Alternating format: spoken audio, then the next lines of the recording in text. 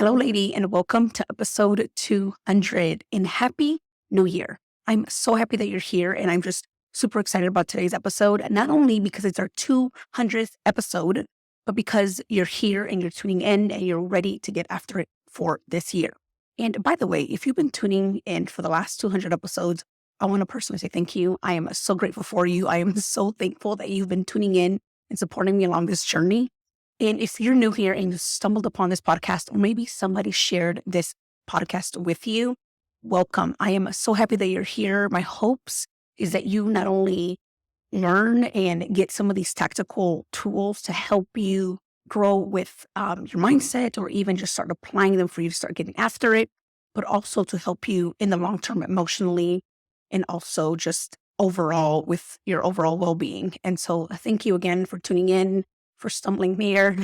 And I'm just so excited about today's episode. Today, we are talking about what not to do, or the mistake that we make when we are goal setting, when we're trying to get, after the beginning of January, the beginning of the year, and just go all in on our goals. And so I want to offer this because a lot of the times, and this has happened to me as well, we don't take in consideration what is happening in our mind and really how these goals, maybe they're goals that you've had before, are going to impact you in that moment, right? We always get super excited on the new year, it's going to be a new opportunity, a new start for you to get going, for you to get traction and actually meet that goal. And for some of you, it may be easier, right? For you, for example, for me, it's a lot easier to accomplish a goal if it includes waking up in the morning, doing anything and everything earlier in the day versus in the evening. So for me, I am very aware that anything that I'm pursuing, I have to be able to do at least 75% of the time earlier in the day versus in the evening. And it may be the opposite for you, right? You may be thinking, well, I actually don't have any time in the morning because I'm still in the military and I have so many things to do even before I start my day. So for me, it's better in the evening. And so for you, it would be then being aware that most of the things that you're going to get done that are detailed or simple tasks that you need to do for your goal, for you to achieve your goal, happens in the evening. And so again, just becoming aware of those little things that are going to help you to continue to not only get traction, but be consistent and continue to compound on the actions that you're taking to help you reach your goal. Because that's the ultimate goal here. In order for you to get the result that you want, you have to take action. What helps us take the action that we need? How we feel. And how we feel is initiated by our thinking. And I know that it sounds very simple.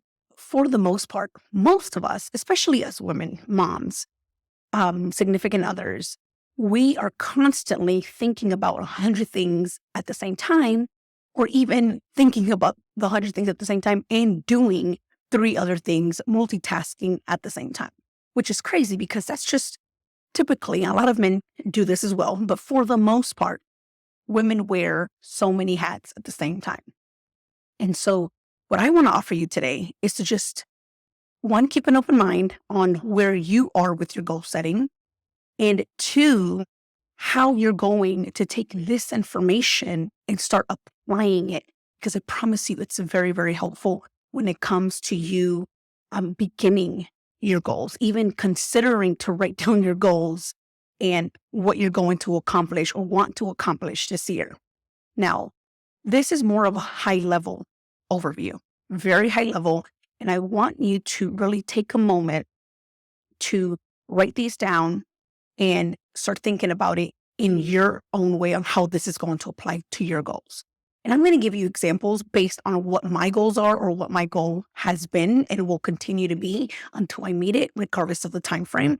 Because that's another reason that we're like, what is going on? We're not aware that the goal doesn't have to have a deadline, especially if it's like personal goal that you're like, okay, I'm not in a rush or whatever it may be. But now we're also going to be discussing like the examples, especially if you're still in the military. What if you need to pass a PT test? What if you need to meet height and weight? What if you need to be able to be ready for a promotion or a certain test, certain certification that you need that requires you to be ready by a certain date. And so whatever it may be, I want to be able to show you and for you to also see it in a way where you are now aware of when these things are going to come up. Because here's the thing, our mind is always going to want to keep us safe. And what does it do? It reminds us of what we're not doing right, of how it all has happened all wrong before and how many times you failed and how many times you said you're going to do that and you haven't. And so this is why it's very important for us to become aware of where we are with our goal. Well, first, what is our goal, where we are with our goal, and then the gaps that we need to fill in order to get to our goal. And those gaps are pretty much the action, the small little things that you need to do in order to get there. And so here is the first mistake that I don't want you to get sucked into, because remember, we want to stay focused on the goal giver always, but also on your goal. And so the first mistake that we always typically make is that we're in a rush. We're always in a rush to get to that goal. And you may be thinking, well, no, I've given myself 3 months or 6 months. But here's what happens. Our mind every single day, when we don't see any progress, or we may sometimes see a little bit of progress, we do some crazy math in our head that most of the times will include drama. And then we're like, see, it's day 3 and I haven't lost a pound yet. I shouldn't have stared at that ice cream or whatever it may be. Or you see, I missed a day at the gym already.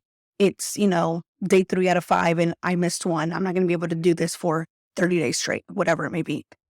And so again, because our mind, we're like, okay, it needs to happen. We need to see the progress. It doesn't see that our life is going to be 50-50. And this is what I mean by 50-50. 50% of the time throughout our lives, even if you have a goal or you don't have a goal, if you're somebody that's like, I don't really write down goals or I don't have many goals, it's completely okay. There will always be 50% negative emotion and 50% positive emotion throughout our lives. That's just the way it's going to be.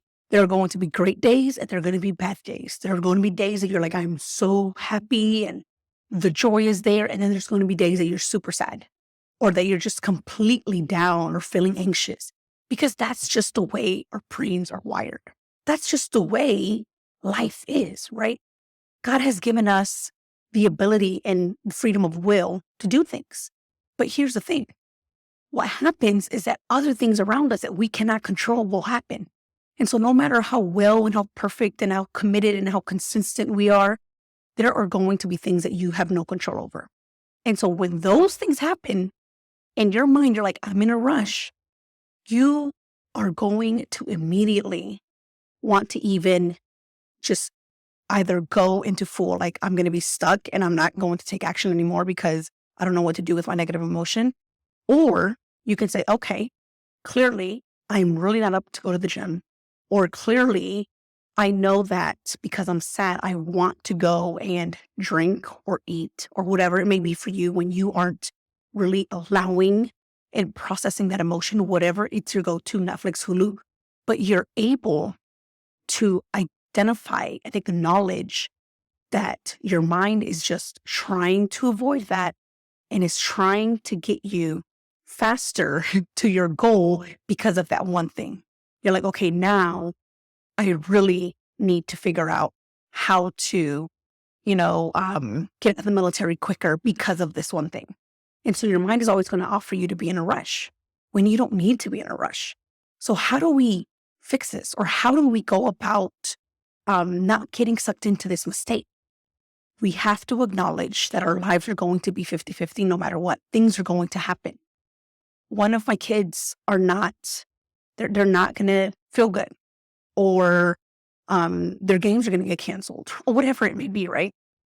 And now I don't have that time or flexibility to be able to do the thing that I thought I was going to do or that I had planned to do. Because remember, every goal that we have requires little to do, or what I like to call do goals that happen along the way. And so there's always going to be that one thing that you cannot control, but your mind's going to be like, okay, we need to hurry. Why aren't we there yet? Why haven't we lost that 1 pound this week? Oh, because maybe you didn't meal prep. You didn't meal prep because your child was sick. You didn't meal prep because you were in the field. You didn't meal prep because you had a conference to go to for work. You didn't meal prep or you didn't go to the gym because of XYZ, but it's going to happen. So don't get sucked in to being in a rush for your goal. The next one, you go into compare and despair with your progress. You're like, okay, the girl at the gym already lost 5 pounds, or my husband already lost 10 pounds just by not eating anything. And here I am, I'm starving myself, working out, and I still haven't lost anything.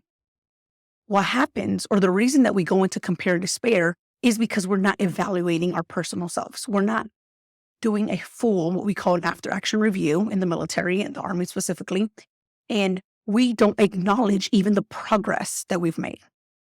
And so what is the solution to this? Or how do we not get sucked into this? We actually evaluate where we are. We evaluate every single week or every other day, whatever works for you, whatever you need to do, or maybe every pay period, right? Especially if you're trying to save or you're trying to get out of debt, whatever it may be, you're paying towards a credit card. You want to evaluate every single time that you do an actual budget review or you get paid, whatever it may be for you. And so being able to do that, it helps you to not to go into comparative despair and really just be in a space where I am looking at others and how they're so successful already within the first month. You saw on a social media post that somebody just got done paying their credit card.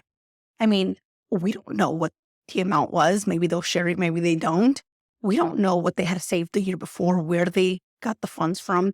We don't know any of that. But we immediately, because our brain is like, oh my gosh, danger, you're not going to do it. You see, your friend from high school just completely paid off her credit card, or she just bought a home and got a new car, whatever it is, we go into compare and despair. And that is mistake number 2. We do not want to go into compare and despair. Instead, take the time to evaluate. Do an action after review. What worked, what's working, and what you need to improve. What didn't work, right? Okay, this worked, me actually paying my credit card in advance. What didn't work? I actually then used the credit card again, to pay this unexpected bill. Okay, what am I going to do differently? I am going to make a plan on what happens when I have an unexpected bill or an unexpected expense, whatever it may be. Or what are you going to think about having that credit there? I mean, that debt there. Maybe it's just a thought about the debt, right? Maybe there's nothing wrong with the debt. Maybe it's you, again, wanting to be in a rush to pay it off. What is it about that credit card? Is it the interest rate? Is it just the number that is giving you the anxiety? Or you may be getting out of the military. You're just trying to be able to pay off all your debt before you get out. What is it, right? What thoughts are coming up? And so again, when you evaluate, you are able to see that and able to manage your mind around the compare and despair. Okay, don't focus on anybody else. Focus on you. Focus on what you can do, what you can control. And then the third one is accountability. And I wanted to do this one as a fourth one because it's just as important as the last one that I was sharing. But then I figured that the last one was just the all and for all number 4. I mean, the strongest mistake according to what I believe and what I've seen in my past clients. But the third one is accountability.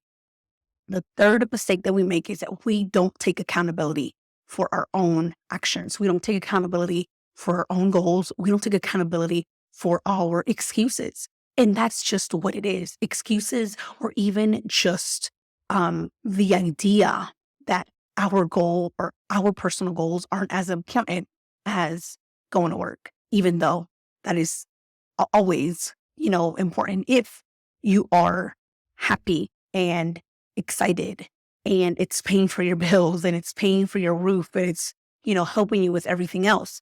But here's the thing. With accountability, what happens when we don't have accountability, we then don't do it. And here's what happens when it's accountability about ourselves. we typically want to just keep it moving. We're like, oh, we're not that important. It's okay. We'll get to it next week. We'll get to it next month. We'll get to it next quarter. Because especially as women, as moms, as wives, listen when I tell you has happened to me and it goes through my mind more than I would love and expect it to. Because when we are only feeling accountable or actually being accountable with ourselves, there is a less chance for us to do things. And you can try this. Try it out. You are more accountable if you tell your friend to meet you at the gym every morning. Why? Because you don't want to fail her. You don't want to disappoint her. You don't want to, or for her to feel encouraged or supported because you weren't there. Now, and I promise you, if you have an accountability partner, you'll be there. A battle buddy. That's what we call it in the Army. You will be there because you don't want to fail them. You don't want to discourage them. You don't want to not please them, right?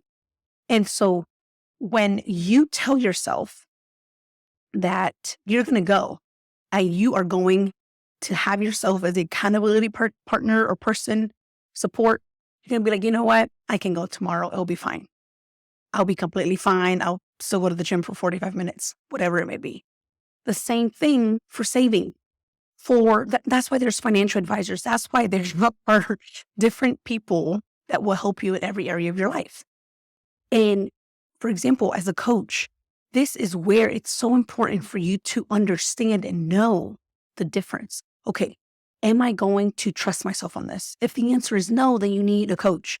It could be a business coach. It could be a life coach. It could be any type of coach, investor coach, somebody that's going to help you actually take the step to invest. Again, a financial advisor, right? Whatever it may be for you, you need that accountability partner. And listen, if you need a coach and you love everything that I've been sharing and these episodes have been resonated, I want to offer you to go to my website and schedule a free 45-minute consultation where you and I will walk through every single step on what you need to get done or why you're feeling stuck, why those limiting beliefs keep coming up. And I will help you in that session. And of course, I will offer you more on how we can work together. So that's number 3. If you're like, I need an accountability partner, I need a coach, I need somebody to walk me and fill these gaps or be able to help me from where I am now to the next level, to the next step, that's what I'm here for. So go schedule a call right now.